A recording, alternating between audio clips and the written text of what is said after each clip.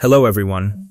Today we are taking a deep dive into this Forbes Story Education Department updates key student loan guidance in advance of huge July changes.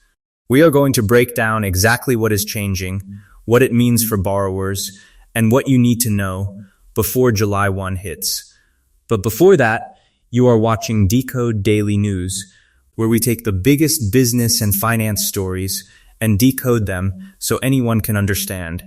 If you are not subscribed yet, hit that button right now. So let us get into it. You know what is interesting about government announcements? They almost never come at a random time. There is always a reason for the timing. The Education Department updated key online guidance for federal student loan borrowers. Let that framing settle for a second. This is not a new law. This is not a court ruling. This is guidance, which means the rules were already written. They are just now telling people what those rules actually mean. And that gap between when something is decided and when people are actually told that is where most of the confusion happens.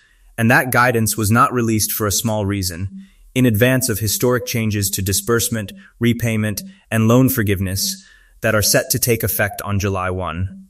Historic is not a word bureaucrats use loosely when the department itself calls something historic. That is your signal to pay attention. We are not talking about a small adjustment. We are talking about a full restructuring of how millions of Americans borrow, repay, and eventually get relief on their student debt. And that word historic is doing a lot of quiet work in that sentence. Now let us get into the change that will blindside the most borrowers. The new guidance confirms what the Education Department's new regulations seem to suggest. Pause right there. This is not a surprise announcement. The signals were already there in the regulations, but signals and confirmations are very different things. A signal gives you room to hope you misread it. A confirmation closes that door.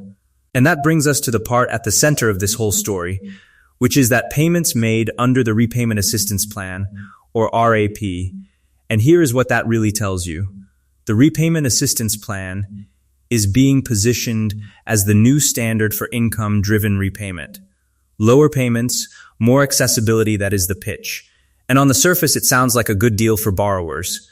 But before you accept that framing, you need to understand what this plan actually does not do. And that is only half the story. Cannot count towards student loan forgiveness under other income-driven repayment plans. And think about what that actually means for someone carrying this debt. Historically, if you spent years building credit toward forgiveness under one plan, and then switched that credit moved with you. You did not lose it. You did not start over. That protection is now gone the moment you enroll in RAP. And most new borrowers after July 1 will be steered directly toward it. So the forgiveness progress they thought they were building may not transfer the way they expected. And that is only one side of what makes this plan complicated. RAP will have a 30-year repayment term. Let that number sit for a moment. 30 years is not just a repayment plan. That is a mortgage. That is your entire working life from your mid-20s to your mid-50s. And when someone is handed a lower monthly payment, that number feels like relief. What it actually means is 3 decades of interest quietly adding up in the background. And then came the detail that connects everything, which is far longer than the legacy income-driven repayment plans. And think about what that means for a real borrower. The older plans IBR, ICR, they were not perfect, but they had shorter forgiveness timelines, 20 to 25 years in most cases. RAP adds 5 to 10 years on top of that. And if your payments under the new plan do not transfer toward forgiveness under the older plans, you are not just locked into more time. You are locked out of the shorter path entirely. Now here is the situation that almost nobody is warning borrowers about. Borrowers whose student loans are currently in repayment under one of the legacy plans. And that is not the part that surprises you. Most borrowers assume that if they stay on their current plan and do not do anything dramatic, they will be fine. That assumption is exactly what is going to hurt them. Because the trigger here is not switching programs. It is not graduating. It is something far simpler than either of those. And then came the trigger that changes everything. We'll have to switch to either the tiered standard plan or RAP, And that part is worth sitting with. Most borrowers assume that if they stay on their current plan and do not do anything dramatic, they will be fine.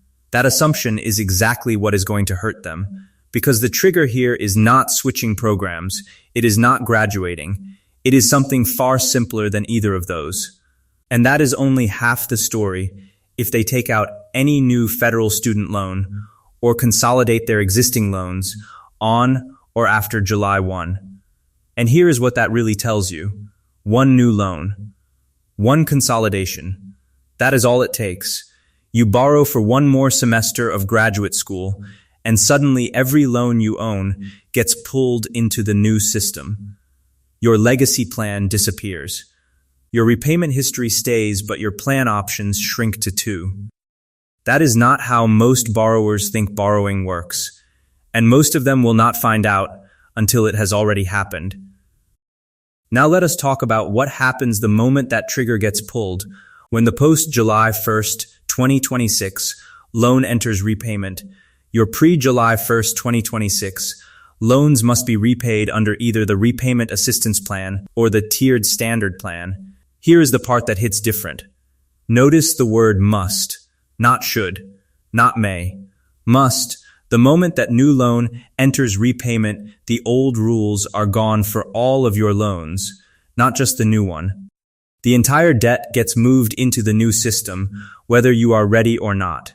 And that is only half of what this means. You will lose access to IBR, ICR, and pay plans, even if your pre-July 1st, 2026 loans previously were enrolled in any of those plans. And that is not a small thing. This is the part that deserves far more attention. Borrowers who have been faithfully making payments for years under plans they chose. Building toward a specific forgiveness timeline can have that entire structure reset by a single borrowing decision. The repayment rules you planned your life around simply no longer apply the moment you borrow again. Now here is the piece that every public sector worker needs to hear. The current PSLF qualifying repayment plans continue to count toward PSLF eligibility. Now sit with that for a second. This sounds reassuring at first. If you are already on IBR or pay and already making qualifying payments, your progress is not erased. That is genuinely good news. But read that line one more time. It is telling you what continues, which means something else is not continuing. And then came the line that says it all. And RAP will be added as a PSLF qualifying repayment plan. That one line changes everything. Added, that word is doing serious work here. RAP gets added to the eligible list. But the tiered standard plan, the plan borrowers get automatically enrolled into if they do nothing that one does not qualify. So a teacher or a nurse who takes out one new loan after July 1 does nothing, gets moved into tiered standard automatically, and every payment after that is invisible to the forgiveness program, not because they did anything wrong, just because nobody told them to make a choice. And now, the one piece that gives some borrowers a small window of breathing room, some borrowers will qualify for what is called an interim exception regarding when the new loan limits will apply. And the reason behind it tells you even more. This exception is real, but it comes with conditions. You have to already be enrolled in a degree program. You have to have already received a loan for that program. And you have to stay in that exact program. Transfer schools or move to a different degree, and the exception is gone. It is a grace period, but a very specific one. And then came the number that puts a hard boundary on everything.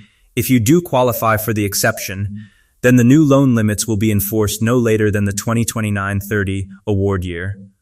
And here is what that really tells you. 2029 sounds far away. But for a student who is mid-program right now, that timeline is fixed and it is already running. Any change to your program moves that deadline closer. The exception gives you more time, but only if nothing in your situation changes. So, that is exactly where my take comes in, but real quick, before I give you my take, this video is for educational purposes only, not financial advice. Always do your own research before making any decisions about your student loans. So what concerns me most here is not any single policy change. It is the gap between when these rules were finalized and when borrowers are actually being told about them. A Friday release, a Monday social media post, and the July 1 deadline is already close. For millions of borrowers, the first time they will fully understand what changed is when it has already changed. The RAP situation is the one I keep coming back to. Lower monthly payments sound like relief, but 30 years of payments with no credit transfer to legacy forgiveness plans means a borrower could end up paying significantly more over their lifetime than they would have under the old system. The monthly number looks smaller. The total cost does not. The tiered standard and PSLF situation deserves far more public attention.